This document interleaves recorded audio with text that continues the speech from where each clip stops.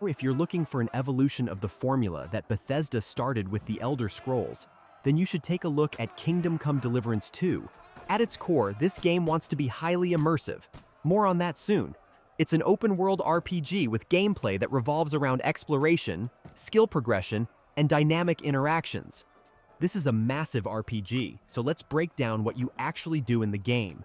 You navigate the world without quest markers, relying on NPC conversations and landmarks to find objectives. Before setting out, you manage your character by maintaining weapons, eating, resting, and training skills. Along the way, you'll face challenges. Combat requires precise timing and stamina management, while dialogue and survival skills offer alternative solutions. Every action has consequences, from how NPCs treat you to how towns evolve based on your choices. After completing objectives, you return to rest, trade, and upgrade, preparing for the next journey in this ever-reactive medieval world.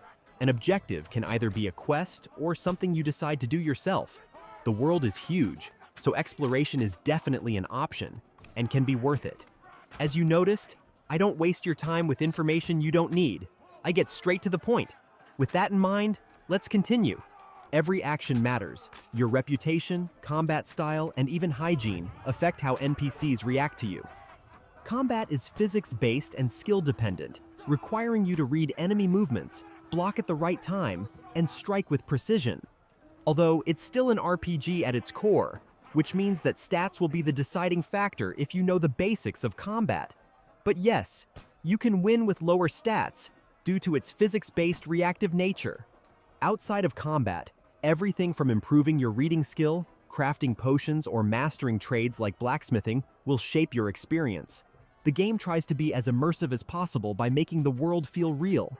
NPCs follow daily routines, towns have social hierarchies, and if you commit a crime, people will remember it. You're not the chosen one. You're Henry, a blacksmith's son, caught in the political struggles of medieval Bohemia. The way you approach that world is entirely up to you. On top of that, there are very few quest markers, and you need to eat, sleep, and maintain your weapons and armor. In terms of progression, you actually need to learn certain skills before you can do them properly. It's not just a stat increase. However, at least early on, it's less hardcore than the first game. Since you play as Henry again, and he's more trained now, you do know the basics of sword fighting and archery. For example, your aiming reticle for archery isn't ridiculously big anymore. The sequel expands on everything from the first game. The map is twice the size, featuring the historical city of Kutna Hora. Mounted combat is improved, and ranged combat now includes crossbows and early firearms. The story picks up where the first game left off. Unlike most RPGs, there are no quest markers pushing you forward. Clues are given naturally in conversations, and solving problems requires observation and critical thinking.